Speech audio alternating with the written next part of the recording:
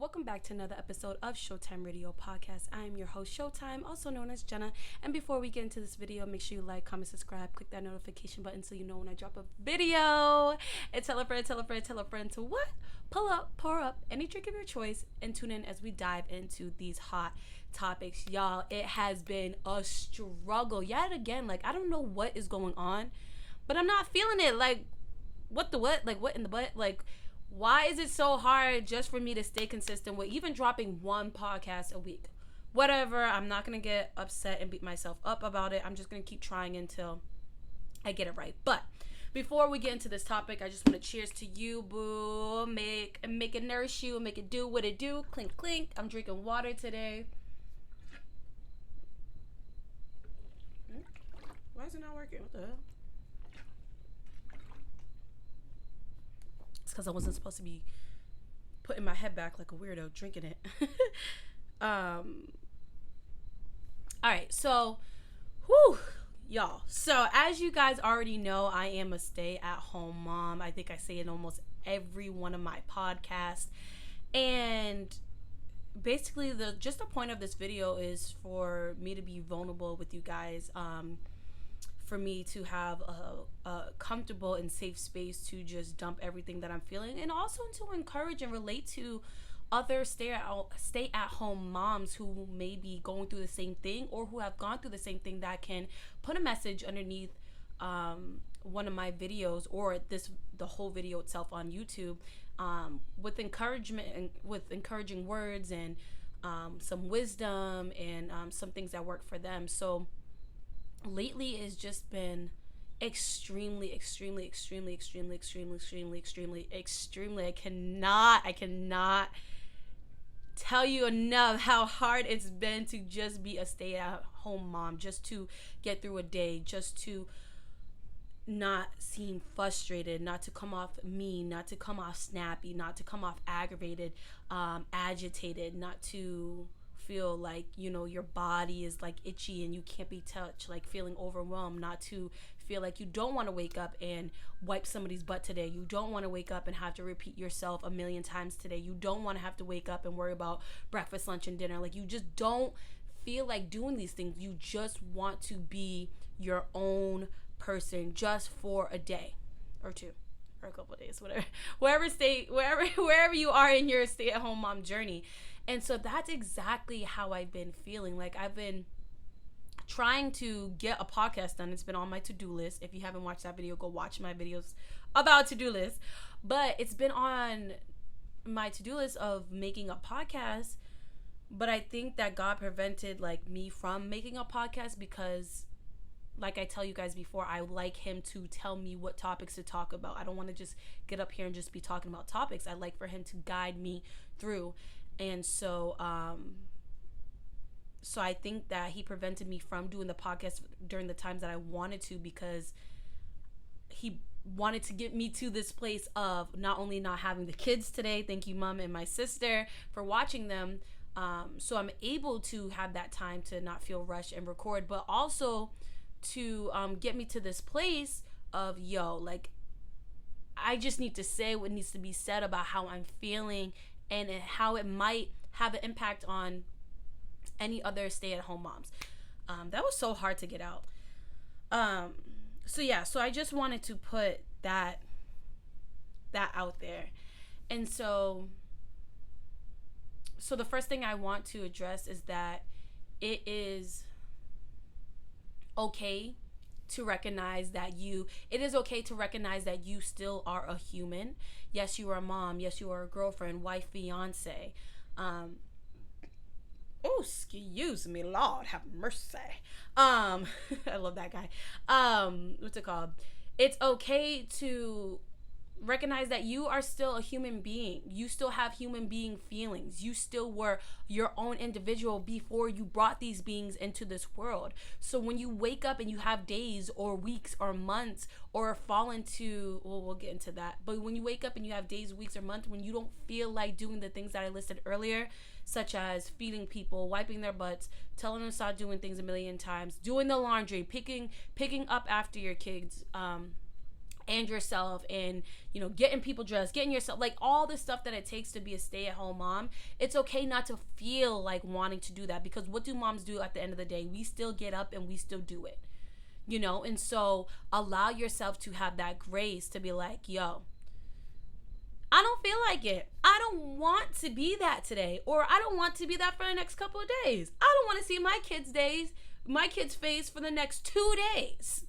I need a minute. Recognizing that you need a minute.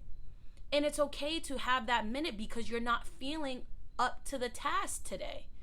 You're not going to be, I struggle with wanting to be the perfect mom and perfect stay-at-home mom, and this, that, and the other, little cutout sandwiches and little notes and lunch boxes and all this just the extraness,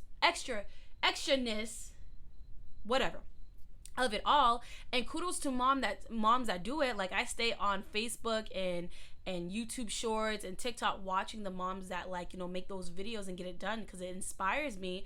But there's moments when I don't feel inspired to do that. There's moments when I drop the ball at being a mom. There's moments where I get frustrated and I get snappy. And to recognize that and not beat yourself up about it is actually healthy, because what you do when you beat yourself up about it, you grow resentment for your motherhood. You grow resentment towards your kids. You grow resentment towards your partner. You fall into depression. You have anxiety, right? And so there's a lot of things that stem from you not being honest with yourself. You not recognizing that you're still a human being. You are a human being first. You were Jenna, if I'm talking to myself, you were Jenna before you were Mummy, right? I was Jenna. I am Jenna. I am Jenna before I am Mummy. I am Jenna before I am girlfriend. I am Jenna before I am maid. I am Jenna before I am teacher, because I homeschool the kids now. I am Jenna before I am chef. I am Jenna before I am all these things. I was Jenna before all these things, and so when you replace Jenna with your name, when you get that yourself into that mindset, it's a healthy way of processing your emotions on a day-to-day basis. It's a healthy way of acknowledging of where you are in your journey. It's a healthy way of embracing motherhood, right? I feel like mothers are not supposed to show sweat. Mothers are not supposed to be tired or show that they're tired. Mothers are not allowed to complain. Mothers are not allowed to say they don't want to be a mom today. Mothers are not allowed to say that they don't know if they're cut out to be a mom. That's something that I shared with Levins. I was like, I honestly don't know if I'm cut out to be a mom. I'm not enjoying this process of being a mom, right? And I feel like being open and honest about how you feel doesn't make you a bad mom. Like I said, it's healthy. It's a part of the process, and so it's necessary for the process. I should say it's necessary for the process. And so, what was I gonna say? Like I said earlier, like I had told the Levins the other day about how I was feeling, and so another thing that I wanted to touch base about is that having a safe space to dump out how you feel. It doesn't have to be one person. It doesn't have to be only one. It can be one person. It could be two people. It could be a group on Facebook, wherever. It could be your therapist, right? It could be with other moms, like a group on Facebook, like wherever you feel a safe, comfortable space where you can just say things how you want to say things. Express yourself how you want to express yourself. Cry when you need to cry. Be angry when you need to be angry. Call the kids whatever you want, however you want to call them kids, okay, by any names you seem necessary for that moment, okay, as long as they can't hear it, all right? But to have that safe space is important for your motherhood journey. When I said it, how I was feeling to Levins, I was very nervous about how he would react, because these are his kids as well, and he goes to work, I stay at home. So in my head I'm thinking, well, is he gonna trust me with these kids if I'm expressing how I'm feeling? Is he gonna view me as a bad mom? Is he gonna wish he had children with somebody different? You know what I mean? Like, because the stereotype of moms have to be X, Y, and Z, and that's not the case. And, and so when I expressed myself to him, and, I told him, like, how I was feeling, he gave me a completely different reaction than I thought he would have. I got compassion, I got comfort, I got understanding from him, from his response. And that was so, it felt good because I was able to say something exactly how I wanted to say it. And it felt 10 times better because I said something exactly how I wanted to say it to the partner that I have these kids with. I feel like, for me personally, it felt better to get it off my chest. And now I feel like we're more, I want to say connected in a sense, but I feel like he understands a little bit more of how I'm feeling, where exactly I am in my walk, in my journey.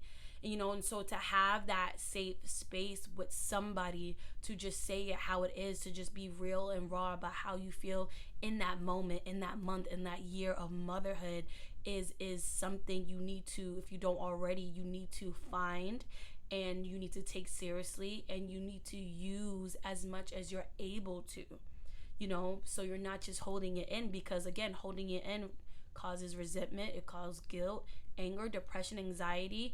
And with that being said, about those feelings and emotions, I feel like, how they say postpartum, I feel like postpartum fluctuates throughout all of motherhood.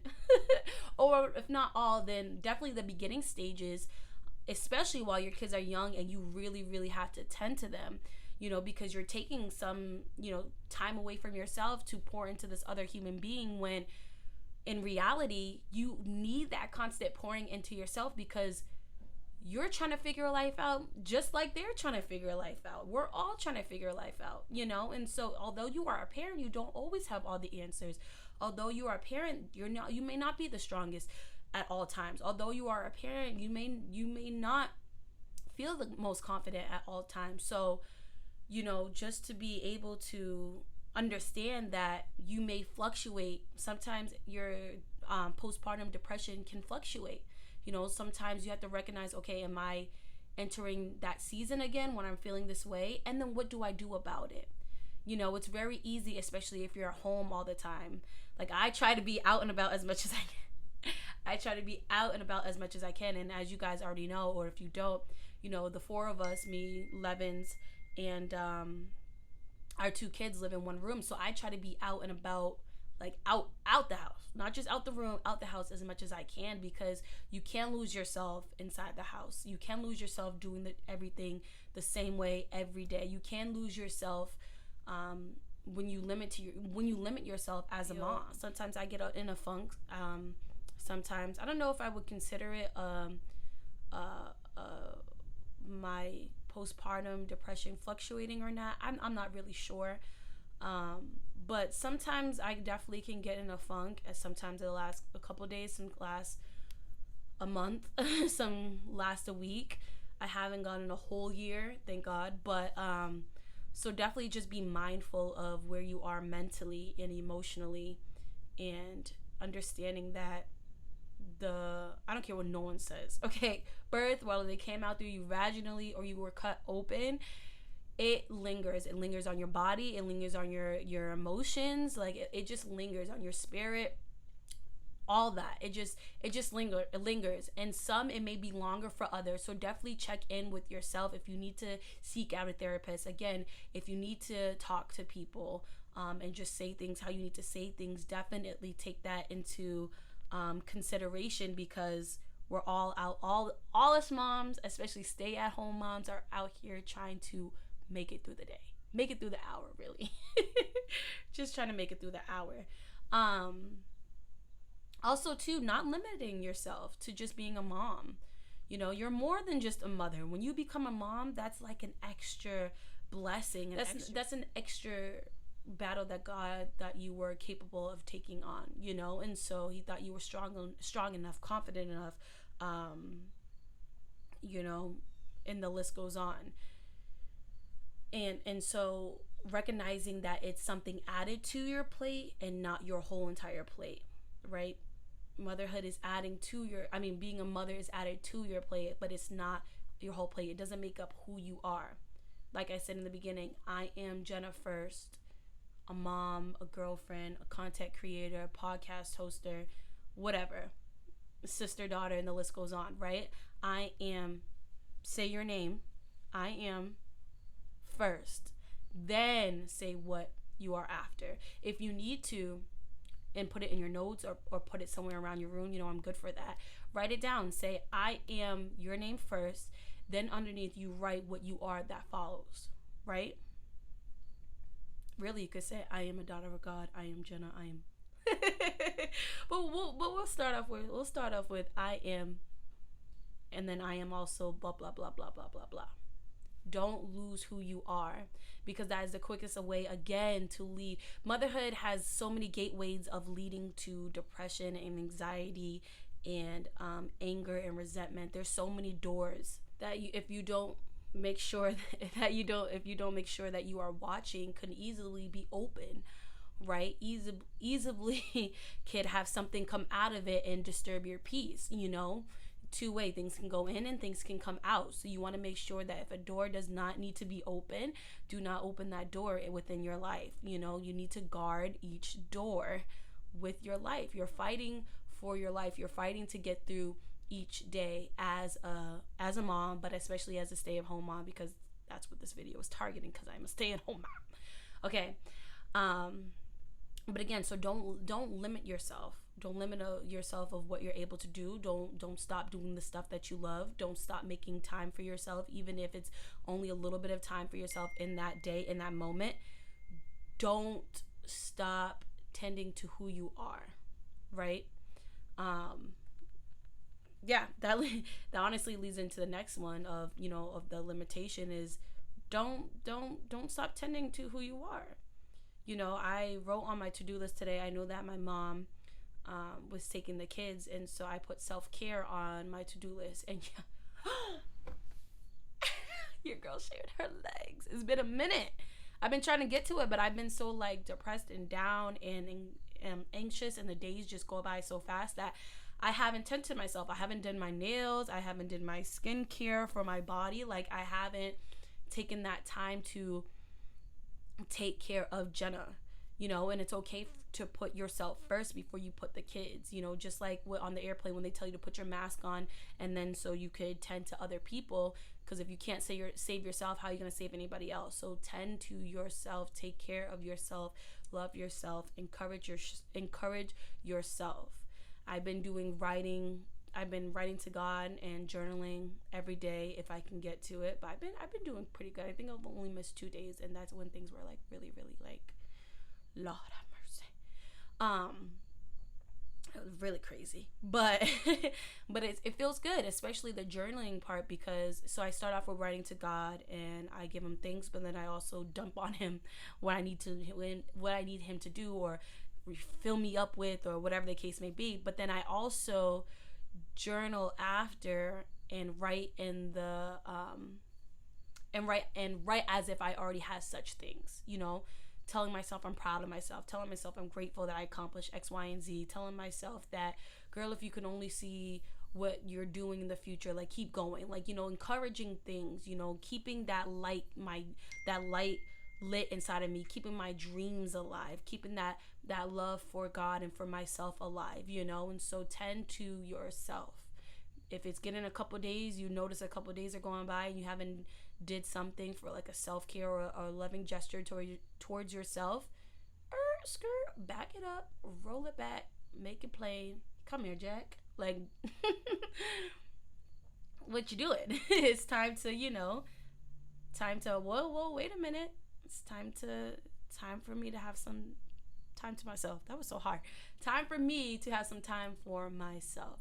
So take care of yourself. And the last thing that I wanted to talk about is a village. Oh man. God has blessed me with the most phenomenal village. I'm talking about phenomenal village. Emphasis on the phenomenal village. Okay. They are awesome. I was sharing my heart with my mom yesterday, and she says, I can't read it all right now. I'm driving. I'll read it in a minute. I said, okay. And then her response back, I wasn't looking for a babysitter. I wasn't looking for a handout of, oh, she feels bad, let me take. I wasn't looking for any of that. My thing was, I'm feeling this way and I need to say how I feel. And I just said how I felt. And this is how I know my village and God are connected. Like, he really created that for me. So shout out to you for today, because what a blessing. So like I mentioned, I've been having a hard time, and my mom, when she responded, she was like, I'm gonna grab you, we're gonna go to the gym, then I'm gonna bring you home after the gym. Jasmine's my older sister, she's gonna watch them for a couple hours while I get my nails done. Then I'm gonna take them and I'll bring them home after Bible study. Y'all, I got home around I didn't end up going to the gym. I was too tired, y'all. I was too tired. It's been a long week. I'm gonna start back up in the gym next week because I just can't. Don't judge me, judge your mama. Don't judge me, judge yourself. Leave your mom alone. You see? I'm here for you mamas. Anyways, though, so I got back.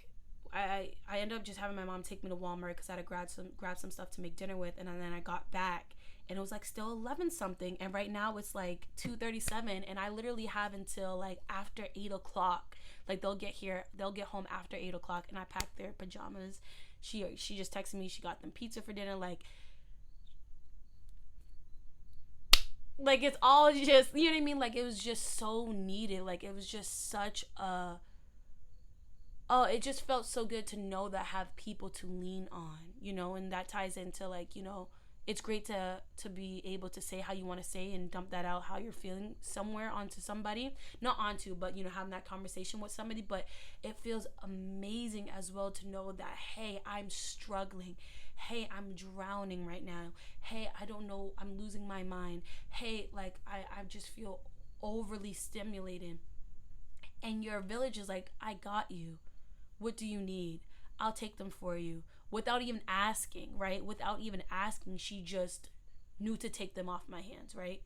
And for a whole day at that, shout out to you guys, you, Mommy and Jazz, shout out to you. But a whole day at that. So a village is so important. And it doesn't have to be all moms, right? I come from a lot of women in my family. And we all just make sure that we have each other's back. We're riding out, ride and die. That is my village. If I need them, I call them, they're there. If they can't be there, they're gonna send a prayer. They're gonna figure out a day where, if I need them and they can't take them today, they're gonna figure out a day where they can take them this week. And so a village is so important for your motherhood journey, because it allows you to breathe. You're trusting somebody with your children, and you're allowing yourself to take a minute, because it is okay to take a minute regardless of what anybody else thinks, right? It's okay. I could go on and on about stay-at-home mom and what I'm learning, and then what I'm also feeling, and then the stuff that my mom especially has taught me. Shout out to you, Mom, again, because she's a very wise woman. But it's okay to take a break. It's okay to say you're tired and sleep. Get a babysitter just so you can sleep. It's okay to get a babysitter for a couple of hours and eat your dinner early if you have to. I've done that before. I've cooked dinner and I knew they're coming back soon, and I've eaten before 7 o'clock. I've eaten before 6 o'clock, 5. Early bird special I've eaten, just so I had that moment to myself. It's okay to acknowledge when you need a moment, whether it's yo, I really can't do this for today, take them overnight, or I just need a couple hours because I just need a break. It's okay to acknowledge you need a break. What did I say earlier? I am Jenna first, which means I need to tend to myself first. Because why? How are you going to help somebody else if you can't help yourself? What children need, they don't need all this physical over-the-top stuff. These heart-shaped sandwiches. Nothing wrong with it. Again, I look forward to be that kind of mom who just does all the extraness because it's fun and it's cute and kids love it. But what they need is a healthy mom. And I'm trying to get my way back to being healthy and feeling my best and mentally, emotionally, spiritually strong. And I know I'll have moments where all my fuel has run out and I have to call somebody up again. But to have this moment to refuel, to fuel up, fuel my tank back up is necessary. It's necessary for you. Stay-at-home moms are not allowed to be tired. We're not allowed to make it seem that we're doing a job, even though we are doing a job and a half and a half and a half and a half and a half and a half and a third. Okay? We are. We have a lot on our plates on top of just trying to figure our own personal lives out for ourselves, trying to making sure that we're still taking care of ourselves. So I encourage you, as I am encouraging and figuring things out for myself, especially as a young stay-at-home mom, to apply all of these things that I've touched upon today, sending love and encouragement and strength and peace and comfort and the presence of God and the covenant blood to wash upon you today. Thank you guys so much for watching this video. I hope it helped you, because it helped me to get that off my chest. Make sure you like, comment, subscribe, and stay tuned for my next video. Love you guys.